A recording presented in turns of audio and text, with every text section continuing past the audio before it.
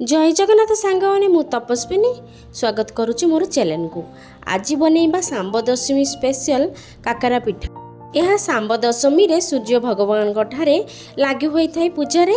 चलंतु बनैबा नड़िया पुर दिया सुजी काकरा। सेथि गोटे पैन नहीं जिबा मु नड़िया को आगुरु कोरी रखिथिली। सेथिरे भल बास्ना आसबा पई बा टेस्ट भल लागिबा पई सेथिरे पान मधुरी गुंड आउ अलैच दीटा छेची देई देबा आउ किछि गोलमरिच गुंड देई देबा। से तो भल भारे भाजी सारिबा परे ताकू गोटे प्लेट को बाहर कर देबा। तापरे गोटे पैन नै जिबा जेतिकी पानी देबा सेथिरे सेतिकी सुजी देबा। एई मापटा आमे जदि ठीक रखिबा काकराटा भल बनिबो। देखंतु मु 2 गिना सुजी पाई 2 गिना पानी देइची और गोटे गिना चीनी देइची और सेथिरे अल्प किछि लूण देई देइची। तापरे पानीटा भल भाबरे गरम हेबा परे सुजीटा को आमे घांटी घांटी भल भाबरे देबा नहल तो गुळा बांधी जिवो। देखंतु मु सबुतक सुजी देई देइची। तापरे सुजीटा को भल भाबरे जंती देबा। गोटे चामच घिओ दे देबा। घिओ देले भल पिठार भल बास्ना अच्छे आउ तावारे मध्य लागे नाही। भल भाबरे जंती हेई सारिबा परे ताकू ठंडा करिबा पे गोटे प्लेट को आमे बाहर कर देबा। आपण मानको आजिर एई काकरा रेसिपीटी भल लागिथिले आपण लाइक शेयर निश्चय कर देबे। तापरे जंतुणीटा ठंडा होई सारिबा परे ताकू भल भाबरे चकुड़ी देबा।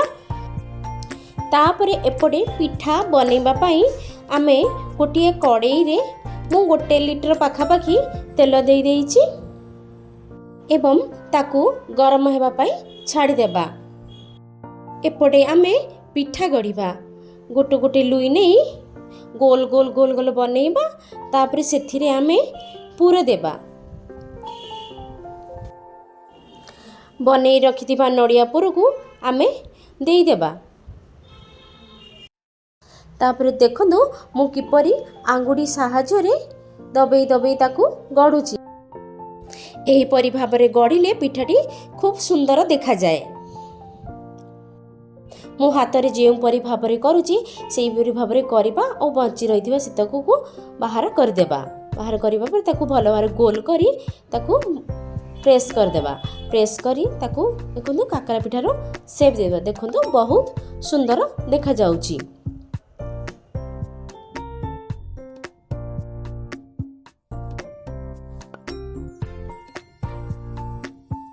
मु आउ गोटे पिठा भी बनेगी देखंतु देखाई दउची।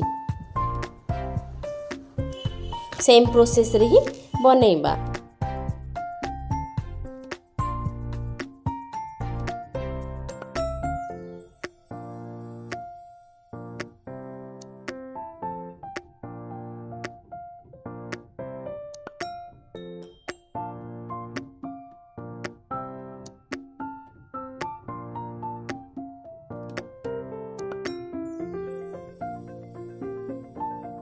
तापरे तेल गरम होइछि ना नै चेक करी देखि देबा।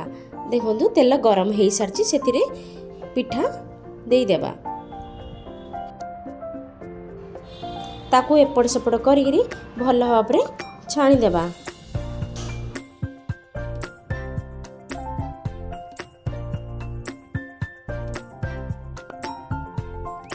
पिठार कलर गोल्डन ब्राउन हैला पर्यंत ताकू भाजीबा। भाजी सारिबा परे ताकू बाहर कर देबा। एही परि भाबरे मु सबुतक पिठा को भाजी देइची। देखंतु सबुतक पिठा को भाजी देइची। आपण मानु जदि काकरा पिठा रेसिपी भल लागिथिबो कमेंट रे निश्चय जणाइबे। Thank you.